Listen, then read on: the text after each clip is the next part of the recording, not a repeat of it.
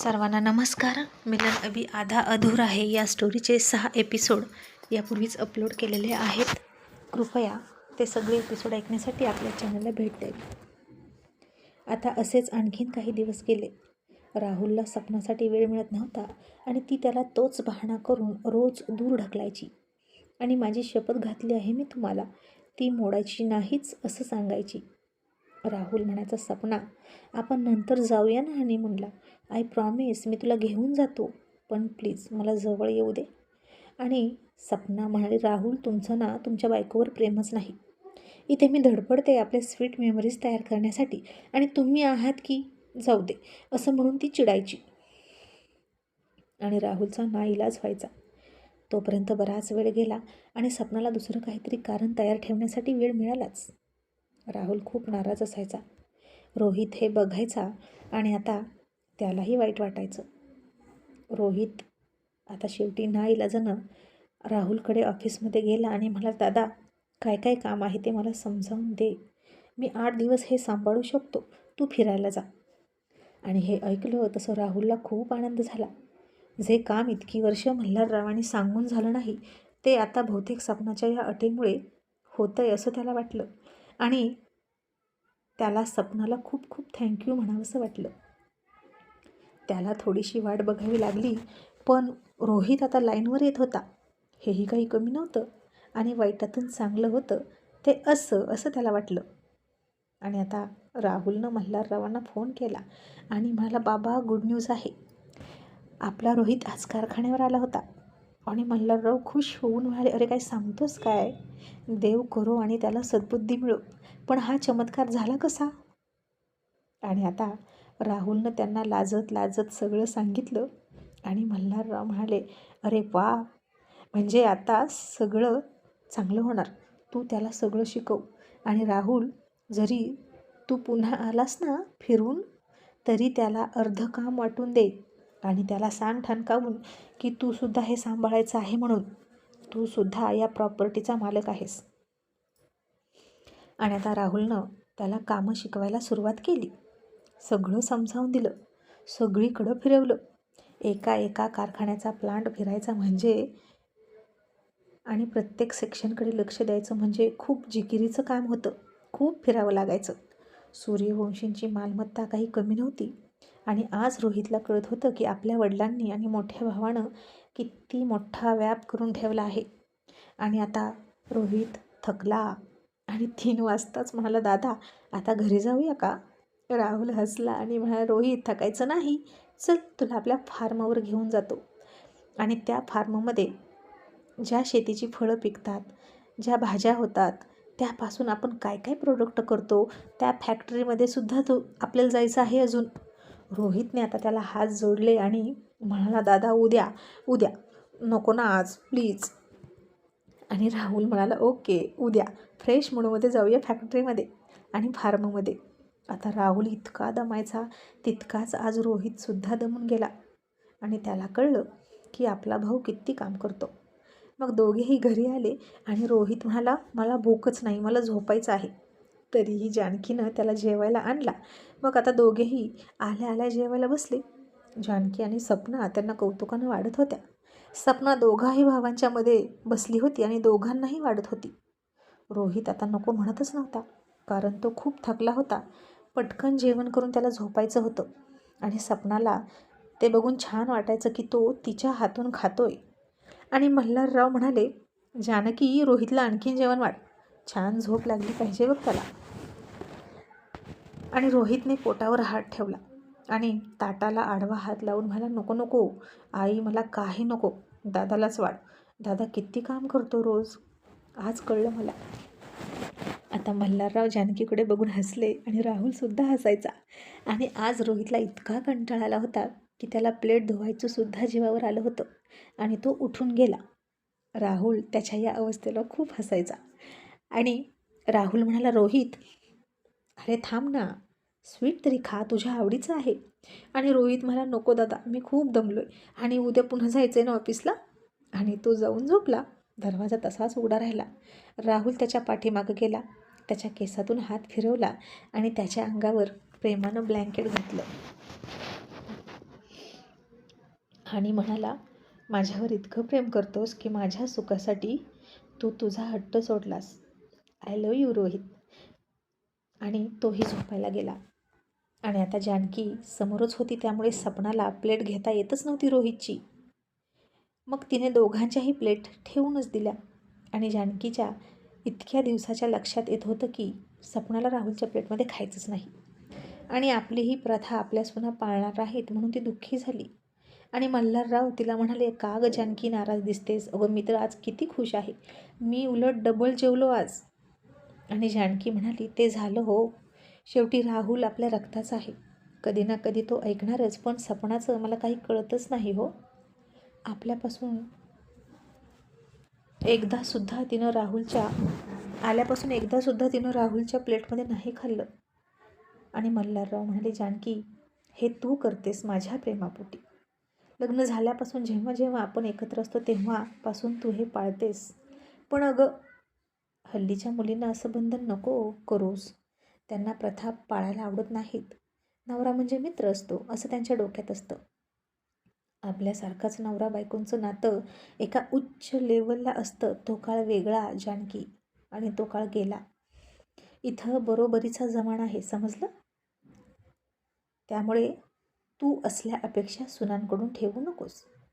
मी तर म्हणतो तू सपनाला सांगितलंस तरी हे सगळं, पण इतर दोघी येतील ना, त्यांना अजिबात काहीही सांगू नकोस ग. नाही ऐकलं ना त्यांनी तर उगीच आपल्याला अपमान वाटतो. आणि जानकी म्हणाली, बरोबर आहे तुमचं, कुणाच्या मध्ये मध्ये ना नकोच करायला. हल्लीच्या मुलींचे एकमेकांवर प्रेम करण्याच्या पद्धती बदलल्या आहेत. आपल्यासारखं एकमेकांचं उष्ट खाणं, आदर ठेवणं, नजरेच्या बाणातून प्रेम करणं गेले ते दिवस. इथं आय लव्ह यू म्हटलं, गिफ्ट दिली की प्रेम. आता बघा, आपल्याच सुनबाई हनीमूनला कुठेतरी दूर घेऊन चल म्हणून अडून बसल्या आहेत.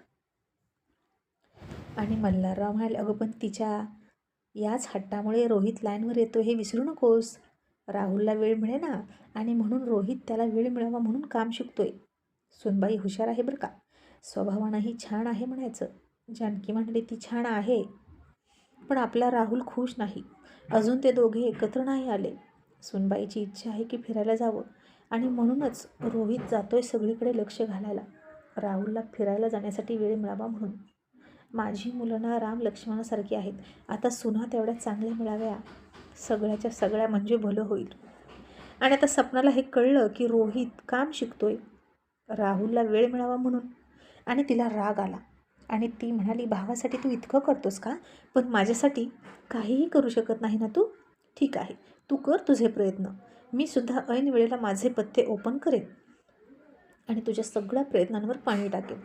आणि मग आता राहुल आला आणि सपनाला तिकीट दाखवली त्यानं आणि म्हणाला, सपना 8 दिवसांनी आपण जातोय कुलू मनालीला, फक्त 3 दिवसांसाठी, माझ्याकडे एवढाच वेळ आहे आणि फायनली तुझं ड्रीम पूर्ण होईल. आणि ते बघून सपना आतून नाराज झाली आणि हसण्याचं नाटक करत म्हणाली, राहुल थँक्यू सो मच. आणि आता जाण्याआधी राहुल रोहितला सगळं शिकवून काढत होता. आणि आता दोघेही भाऊ निघाले होते. त्याचवेळी समोरून गाडी आली, काचेवर नागाचं चिन्ह असलेली, आणि रोहितच्या गाडीलाच आडवी गाडी आली. आणि रोहित म्हणाला, दादा हा कोण आहे रे? याचा रुबाब बघितलं का? आणि राहुल म्हणाला, संग्रामराजे शिर्के आहे तो, आणि परवा मुंबईमध्ये आला होता. तुला सांगतो, याच्या नाकावर टिचून मी 5 पेट्रोल पंप मिळवले, तेही हायवे शेजारचे. आणि तो चिडलाय आपल्यावर, बघतोय बघ कसा. त्याला माझा खूप राग येतो.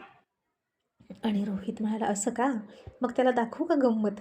राहुल म्हणाला, नको रे, चल, कशाला नादी लागायचं, आपलं आपण काम बघू. तरीही रोहितनं त्याला हॉर्न दिला आणि तुझी गाडी बाजूला घे असं सांगितलं त्या ड्रायव्हरला. पण संग्राममुळे तो ड्रायव्हर ऐकत नव्हता आणि बाजूला गाडी घेत नव्हता. रोहित आता खाली उतरला आणि सरळ जाऊन त्या ड्रायव्हरच्या कानाखालीच दिली. आणि काहीच दिवस झाले ते बिझनेसकडे लक्ष देऊन आणि रोहितने त्याच्या तडक भडक स्वभावाप्रमाणे पंगा घ्यायला सुरुवातसुद्धा केली. आणि म्हणाला, तुला कळत नाही का, गाडी बाजूला घे म्हटलेलं. आणि संग्रामराजे शिर्के चिडला आणि म्हणाला, तुझी ही हिंमत, माझ्या ड्रायव्हरला तू मारलंस का? आणि रोहित म्हणाला, मारलं नाही, याला कान उघडणी म्हणतात. कान उघडणी केली, त्याला हॉर्न ऐकायला येत नव्हता ना म्हणून. आणि आणखीन कुणाकुणाचे कान उघडायचे आहेत तर सांगा मला, आय एम रेडी, असं म्हणून हसून निघून गेला. आणि संग्रामराजे शिर्केचा चमचा, त्याचा पिये शेजारी बसलेला लगेच त्याच्या कानाला लागला आणि म्हणाला, संग्रामदादा, राहुल सूर्यवंशी आणि रोहित सूर्यवंशी. हा रोहित होता. राम लक्ष्मण मल्हाररावांचा एक उजवा डोळा आणि एक डावा डोळा आणि आणखीन एक तिसरा डोळा आसामला असतो. राहुल सोप्पा, पण रोहित खूप अवघड. त्याचा विषय हार्ड. पण रोहित इथे कधी लक्ष घालत नाही, पण आता कसा काय आला? संग्रामदादा, सूर्यवंशींची ताकद वाढत आहे. आता दोघे भाऊ एकत्र आहेत. तिघे पण एकत्र आले तर काय होईल विचार करा. समजते ना तुम्हाला? असा तो चमचा थोडक्यात बोलला आणि संग्रामराजे शिर्के दात ओठ खात म्हणाला, हो समजतं. साल्यानं एकही पेट्रोल पंप मला मिळू दिला नाही. माझ्या आधीच तिथं जाऊन डील करून आला. त्याला तिथला उद्योग सम्राट व्हायचा आहे. त्याच्याकडे आता बघतोच. नाही त्याची चांबडी लोळवली तर राजे शिर्के नाव नाही लावणार. आणि पी ए म्हणाला, माफ करा संग्रामदादा, पण आता तुमचं राजे शिर्के हे फक्त नावच उरलं आहे तुमच्याकडे.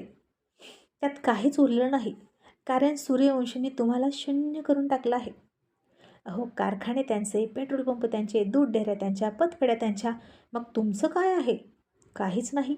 सगळी जनतासुद्धा त्यांच्या बाजूने. ते म्हणतील ना याला मत दे, त्याला एक मतानं एक मुखानं निवडून देतात. जिल्ह्याचा सुद्धा विकास करून घेतला राजकारण्यांकडून त्यांनी. एक गठ्ठा राजकारण्यांना मतं दिली त्यांनी. थोडक्यात काय तर राजे शिर्के झिरो आणि सूर्यवंशी हिरो. त्यांचा उकरडा आणि तुमची अख्खी संपत्ती एकसारखी. आणि हे ऐकून संग्रामनं त्याच्याच कानाखाली दिली आणि म्हणाला, माझा पगार खातोस आणि त्याचं गुणगान गातोस का? चल पारूला फोन लाव आणि तिला बंगल्यावर बोलव आज. आणि त्याच्या पियेनं त्याला पुन्हा सांगितलं, हेच तुमच्या अधोगतीचं कारण हेच आहे. तुम्ही बाई आणि बाटली यांच्या नादी लागला, पण सूर्यवंशींना अजून तसला नाद नाही. आणि राहुल सूर्यवंशींनं जाऊन पेट्रोल पंप त्याच्या पदरात पाडून घेतले. पेट्रोल पंप म्हणजे काळं सोनं, हो की नाही? आणि तुम्ही तिथे उशिरा गेलात. का बरं? कारण तुम्ही इकडे पीत बसला असणार. त्या बाईच्या कशीत झोपला असेल उब घेत. आणि तोपर्यंत आलेलं संधीचं सोनं सूर्यवंशीनं केलं. आणि संग्राम म्हणाला, मग तसला नाद त्यांना लावूया, कारण भले भले रसातळाला जात नाहीत काय काय करून, जे बाई आणि बाटलीमुळे रसातळाला जातात. पकडू नये यातला एखादा सूर्यवंशी आणि चढवूया सुळावर. आणि पापं वाढणार तेव्हाच पुण्य कमी होतील. आणि त्याचा पिये म्हणाला, अहो पण त्यांचे संस्काराचा पाया भक्कम आहे, तरीही प्रयत्न करायला हरकत नाही. असं म्हणून सूर्यवंशींच्या अभेद्य किल्ल्याला कुठून भगदाड पाडता येईल याचा विचार राजे शिर्के करायला लागले. आणि आता इकडे हनीमूनला जाण्याच्या 2 दिवस आधीच सगळी पॅकिंग सुरू होती. सपनासुद्धा पॅकिंग करण्याचं नाटकच करत होती. आणि तिनं एक कसली तरी गोळी खाल्ली आणि तिच्या खूप म्हणजे खूप पोटात दुखायला लागलं. आज संध्याकाळी ते निघणार होते. तिकीट रेडी होती आणि तिथं जाण्याच्या दिवशीच राहुल ऑफिसला गेला आणि तिला म्हणाला, मी लवकर येतोय, तू तयार राहा, मग आपण निघू. आणि तो जेव्हा घरी आला तेव्हा सपना घरच्याच कपड्यांवर झोपली होती. राहुल म्हणाला, हे काय आहे, तयार नाहीस का तू? तिने तोंड लटकवलं, कारण सपनाला पाळी आली होती. आणि ती राहुलला म्हणे, राहुल आता काय करायचं? अहो माझे पिरियड आले. आणि राहुलला तर काय करावं ते कळेना. आणि तो खूप म्हणजे खूप दुःखी झाला आणि म्हणाला, सपना आता काय करायचं गं, अशी कशी पाळी आली तुला? आणि सपना म्हणाली, राहुल मी तरी काय करू, ते माझ्या हातात आहे का? आणि बघा ना माझी अवस्था, दिवसभर झोपून आहे मी. असं म्हणून ती बाथरूममध्ये गेली. पाठीमागे पांढरी शुभ्र बेडशीस लाल झाली होती. तसं राहुलला ते रक्त बघून चक्कर येते की काय असं वाटलं आणि त्यानं हनीमूनचं कॅन्सलच करून टाकलं. रोहितला वाटलं आता ते दोघे गेले असतील. तो खुश होता आणि नक्कीच दोघे एकत्र येतील आता. सपना तिकडे जाऊन दादाला टाळू शकणार नाहीच असं त्याला वाटलं. आणि रोहित जेव्हा संध्याकाळी घरी आला तेव्हा दोघांना इथेच बघितलं आणि राहुलला विचारलं की दादा काय झालं, का नाही गेला तुम्ही? आणि राहुल म्हणाला, तिचे पिरियड आले, 3 दिवस जाणार होतो आणि तिकडे जाऊन काय करायचं? आणि त्याला पुन्हा सपनाचा राग आला आणि राहुलविषयी वाईट वाटलं. या अवस्थेतून आता सपना खूपच आजारी पडली आहे असं दाखवलं आणि म्हणाली, माझं ब्लडिंग थांबतच नाही, मला थोडासा आराम करू द्या, मला आईबाबांकडे जायचं आहे. आणि राहुल ऑफिसला गेला आणि रोहितला म्हणाला, तू तिला सोडून ये. रोहित नाईलाजानं निघाला. त्याला राहुलचं मन मोडायचं नव्हतं. आणि तिला म्हणाला, आता हे काय नवीन नाटक वहिनीसाहेब? आणि ती म्हणाली, नाटकच आहे हे, काय करू, तुझ्यासाठी चाललं हे सगळं, पण तुला कळतच नाही. इतकं सगळं करण्यापेक्षा फक्त मला हो म्हण. आणि रोहित म्हणाला, नाहीच. आणि ती म्हणाली, आता मी लवकर परत येणारच नाही. मला तुझा निर्णय सांग आणि तुझ्या निर्णयावरच मी परत येणं डिपेंड आहे रोहित.